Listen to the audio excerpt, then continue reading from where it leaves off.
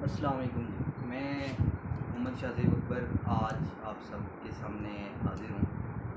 कुछ बातें करनी थी। बड़े दिनों से दिल में कुछ बातें पक रही थी, चल रही थी, दिमाग में चल रही थी। सोशल मीडिया पे अक्सर आप लोगों से अल्फाज से रिटर्न कमेंट्स में, मैसेज पे, इंटरनल इनबॉक्स में बातें होती रहती हैं, लेकिन कुछ बातें थी जो बस मेरा दिल कह रहा था कि मैं आपसे फ़ेस टू फेस आके ये बातें करूँ। बात आप सबको पता है कि पॉलिटिकल जो आजकल हमारा पूरे मुल्क में एक माहौल बना हुआ है। डेफ़िनेटली इंशाल्लाह आज हम उस पे बात करेंगे। जब इंसान होने के नाते जब कोई बातें कर रहा होता है, डेफ़िनेटली बहुत सी गलतियाँ करता है। इंसान की बात कभी भी पत्थर पर लकीर नहीं होती। डेफ़िनेटली बहुत सी गलतियाँ होती हैं, कोताहियाँ होती हैं। तो सबसे पहले आज की वीडियो स्टार्ट करने से पहले आप लोगों से ये मेरी गुजारिश है कि अगर आज के मुकालमे में या बातचीत में कुछ गलती हो, कोताही हो, तो उसकी तनकीद बर इस्लाह ज़रूर कीजिएगा और मेरी इस्लाह ज़रूर कीजिएगा। क्योंकि जब भी सोशल मीडिया पे जिन लोगों से मेरी बात होती है उन लोगों को पता है कि मैं जो तनकीद बर इस्लाह है उसके कभी भी मुखालिफ नहीं हूँ, बल्कि उसके हक़ में ख़ुद भी तनकीद बर इस्लाह करता हूँ। और अगर कोई मेरे पे इस तरह की तनकीद करे जिसमें तनकीद बर इस्लाह का अंसर हो, तो मैं उसको भरपूर सपोर्ट भी करता हूँ, उसकी हिमायत भी करता हूँ। सबसे पहले हम आ जाते हैं 25 मई इमरान खान साहब की इस्लामाबाद वीडियो की कॉल पे। सबसे पहले चहमगोइयाँ होती रही कि शायद बंदे नहीं निकलेंगे, इमरान खान साहब की कॉल पे लब्बैक नहीं होगा, क्योंकि इमरान खान साहब के कुछ बैक पे चले जाएँ। इमरान खान साहब की जब गवर्नमेंट थी तो उस टाइम खान साहब पे बहुत तनकीद थी, चाहे वो महंगाई हो, इंटरनल हमारी सियासत हो, जब उन पे जो मैं बहतान कहूँगा, जो बहतान उन पे लगते रहे। लेकिन उसके बाद सारा कुछ मोमेंटम चेंज हुआ, उस पे इंशाल्लाह फिर किसी दिन बात करेंगे। फिर खान साहब ने बिलाखिर एक लोगों को पैगाम दिया कि हम मुल्तान जलसे में ऐलान करेंगे। मुल्तान जलसे में जब इस्लामाबाद की कॉल ना दी गई, तो उसके बाद इमरान खान साहब एक दफ़ा फिर तनकीद की ज़द में आए और उन पे तनकीद की जाने लगी कि खान साहब शायद इस्लामाबाद नहीं आ रहे, या वो अपनी बात से फिर गए हैं, या दूसरे अल्फाज में यू टर्न ले लिया। और इस्लामाबाद की बजाय उनका जो हेलीकॉप्टर है वो पेशावर चला गया। लेकिन तब भी हमने लोगों को बताया कि ये एक सियासी अमल है और बैकडोर जो राब्ते हैं ये उनकी एक कड़ी है कि खान साहब से 2-4 दिन का टाइम मांगा गया और उसी बिना पे खान साहब ने 2-4 दिन की मोहलत दी और पेशावर से इसको मशरूत कर दिया। उसके बाद जब पेशावर से बिलाखिर 25 मई की कॉल दी गई, जब पकड़ दकड़ शुरू हुई और राना साहब ने आके कहा कि मेरी इजाज़त के बगैर जब तक मैं ना चाहूँ तो घर से 10 बंदे भी ये नहीं निकाल सकते और आप लोग घर से भी नहीं निकल सकते। उसके बाद गिरफ़्तारियाँ शुरू हुई, हमारे पंजाब पुलिस के कांस्टेबल शहीद भी हुए और काफ़ी सारी इस तरह की एक्टिविटीज़ हुकूमत की जानिब से चलती रही और बिल आखिर देखते देखते 25 मई का सूरज तुलू हुआ और खान साहब की कॉल पर एक दफ़ा फिर पाकिस्तान की आवाम ने इस्लामाबाद का रुख किया और जिसकी मैं बाकायदा रिपोर्टिंग कर रहा था लम्हा बलम्हा। रावलपिंडी से हम रावलपिंडी सदर से चले और फैज़ाबाद तक हमने आपको रिपोर्ट किया और रास्ते में जिस तरह की शेलिंग, इस तरह की बदतरीन शेलिंग मैंने अपनी लाइफ में नहीं देखी।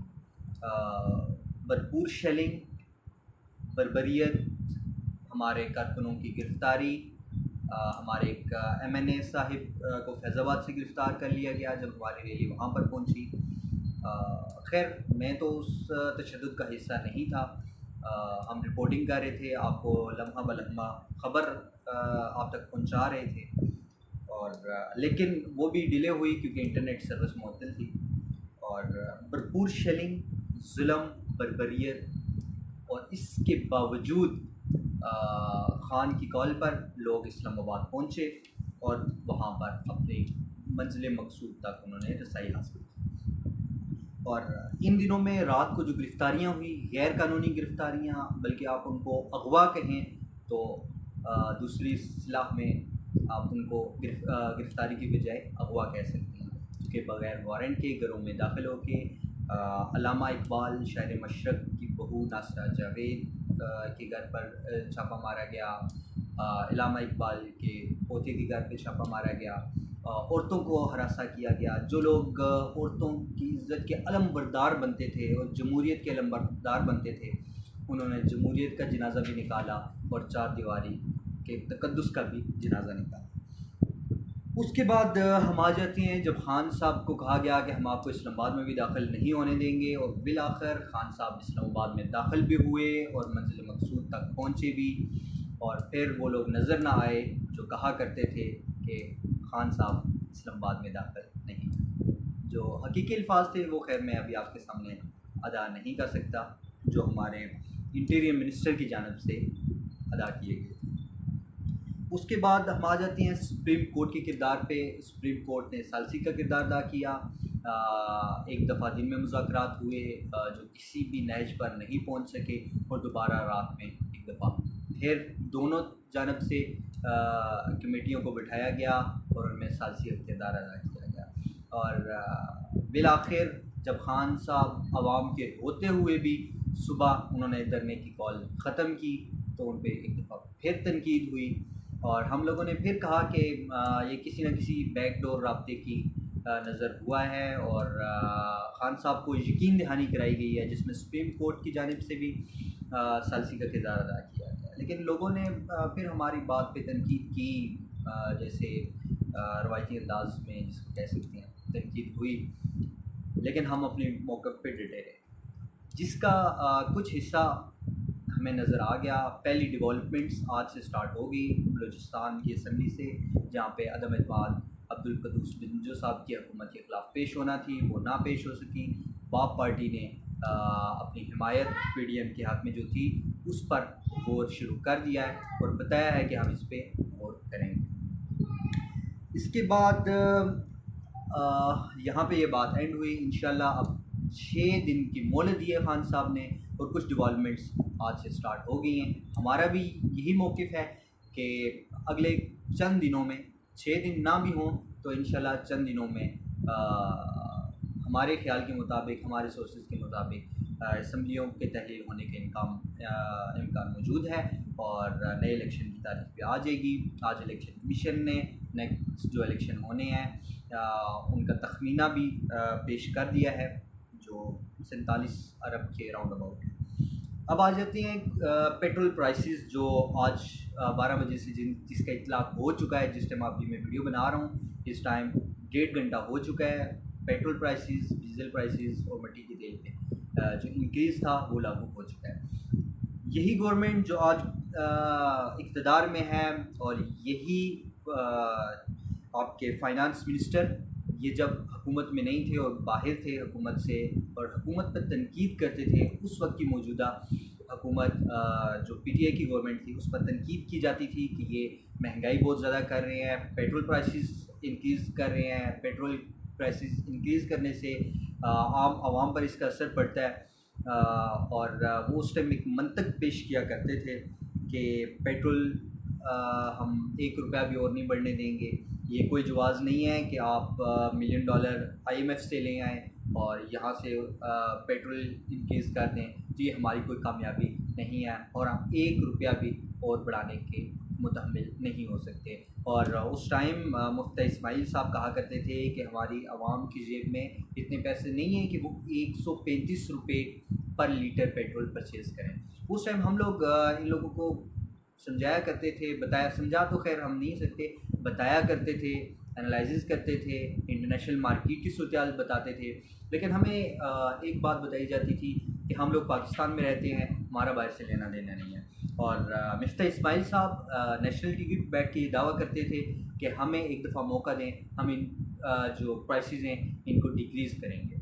लेकिन आज की तारीख 26 मई 2022, आज बिलाखिर बहुत ही एफ़र्ट्स के बाद, ना चाहते हुए भी, मैं फिर कह रहा हूँ, ना चाहते हुए भी इस गवर्नमेंट ने ₹30 आज इंक्रीज़ किया है पेट्रोल पे, डीज़ल पे और मिट्टी के तेल पे। ₹30 पर लीटर पे इंक्रीज़ किया है रेट्स में।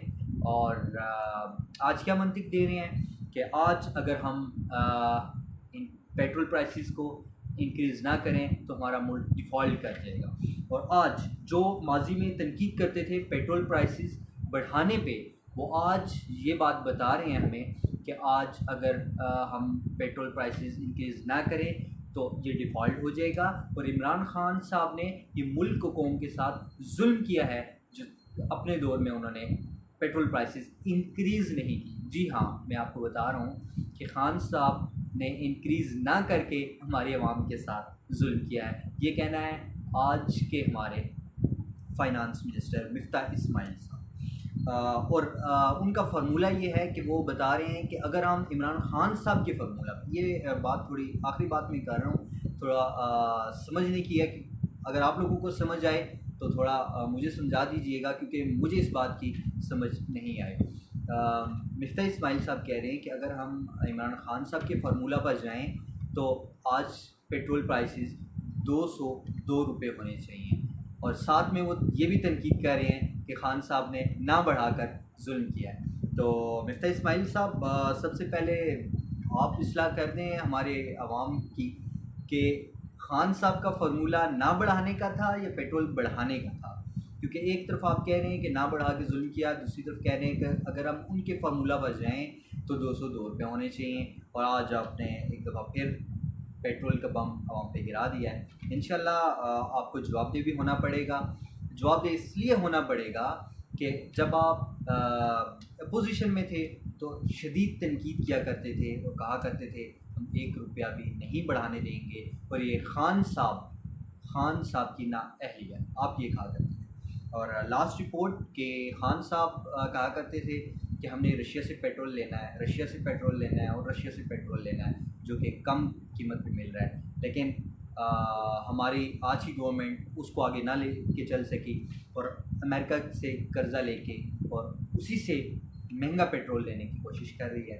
जबकि इंडिया, जी हाँ, इंडिया जब हम पेट्रोल प्राइसेस बढ़ा रहे हैं तो इंडिया उसको डिक्रीज़ कर रहा है। आज ये मेरी फर्स्ट वीडियो थी आप लोगों के साथ। इंशाल्लाह इस तसलसल को आगे जारी रखने की कोशिश करेंगे।